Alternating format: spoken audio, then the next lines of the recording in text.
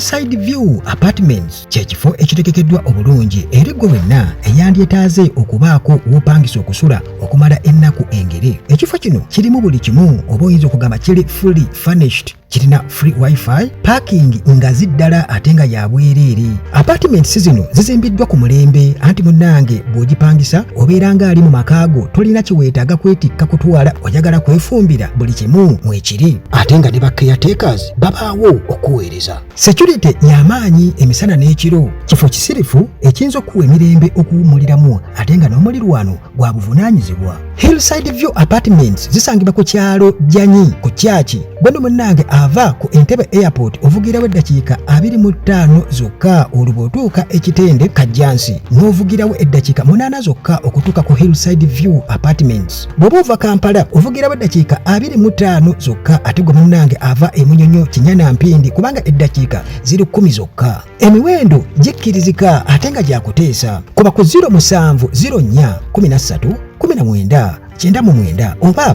0770718798. Hillside View Apartments, weetuli okuweereza n'essanyu.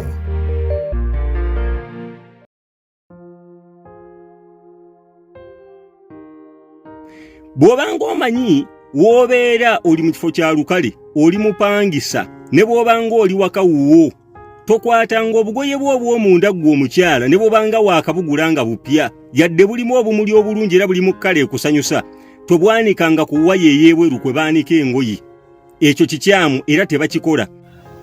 Akyawa okumanya tasobola kuyiga, era n'akyawa okuyiga tasobola kumanya. Kale n'olw'ensonga eyo munnange, ba motivational speakers bangi nnyo tubalaba, ba motivational speakers ku mutimbagano nga boogera bino na biri ku nsonga ez'enjawulo, naye mulimu ebintu ebimu nga ddala abantu bandisaanye okubeera nga babimanya. Tuleme kubeera awo nagalaali nga mwetaagamu engeri ya nnaamwatulira tusobole okuddamu ensa.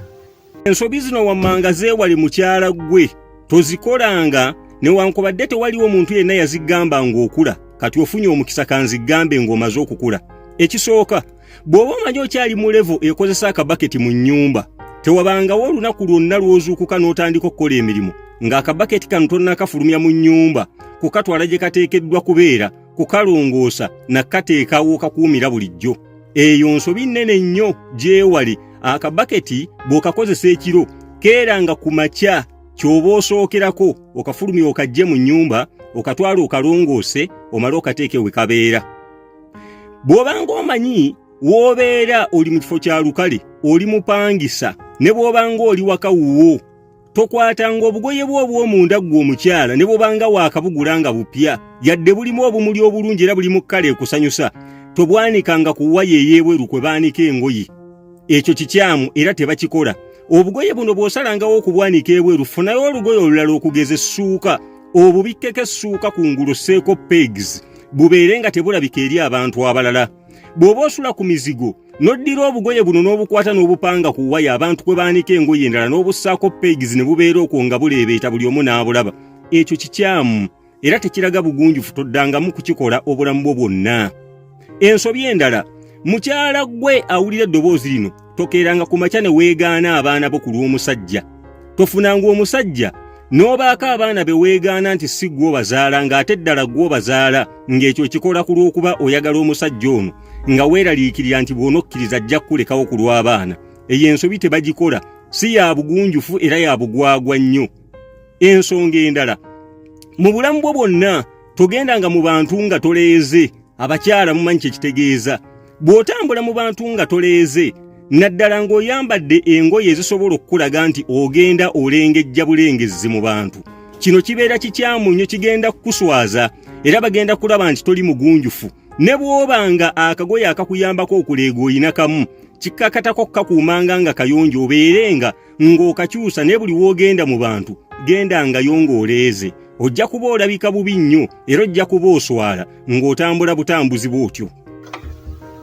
Obutambi ng'obwo tujja kubwetaaga nnyo era abantu ng'abo tujja kubeetaaga abaweererako ddala, nti oba oli awo nti baba balina engeri gye balamu ebintu eba gye banoonyereza ku bintu obuulyawo ffe abamu bye tosobola kubeera nga tutunuulira mu bulambuulukufu naye ate nga bo basobola okubeera nga babitunuulira ne babitegeera era nga balina obubaka obwandibadde busaana okubeera nti nno naddala nga tukozesa omutimbagano abantu okusobola okubeera nga bategeera ebintu ebimu. Kale suubira obutambi obulala bungi nnyo obwabo aboogera ebintu ebirimu amagezi era nga bigatta ku society oba embeera gye tubeeramu ng'abantu okusobola okuddamu empisa kubanga ekyo kigenda kutuyamba nnyo mu Uganda empya.